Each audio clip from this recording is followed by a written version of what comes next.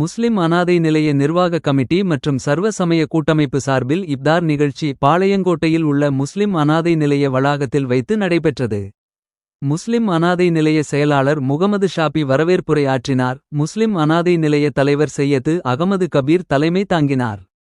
இணை செயலாளர்கள் உஸ்மான் அலி, அசரப் அலி, நெல்லை சந்திப்பு ஜுமா பள்ளிவாசல் தலைவர் நியமித்துல்லாஹ் ஆகியோர் முன்னிலை வகித்தனர். புனித இஞ்ஞாசியார் கல்வியல் கல்லூரியின் முதல்வர் மெடோனா, பாளை திரு இருதய சகோதரர்கள் சபை அருட் சகோதரர் ராஜன், மாவட்ட சர்வ சபைய கூட்டமைப்பு செயலாளர் கணபதி சுப்பிரமணியம், சேரன்மகாதேவி சேகரகுரு கிப்சன் ஞானதாஸ் ஆகியோர் வாழ்த்துரை வழங்கினர். மாநில ஜமாத்துல் உலமா சபை தலைவர் காஜா முகைதீன் கலந்து கொண்டு சிறப்புரை ஆற்றினார். முஸ்லிம் அனாதை நிலைய பொருளாளர் ஆரிபு சுல்தான் நன்றி கூறினார். இப்தார் நோன்பில் சுமார் 500க்கும் மேற்பட்ட இஸ்லாமியர்கள் கலந்து கொண்டனர். சொன்னார்கள், சூமோ தசீதும், ஆரோக்கியத்தை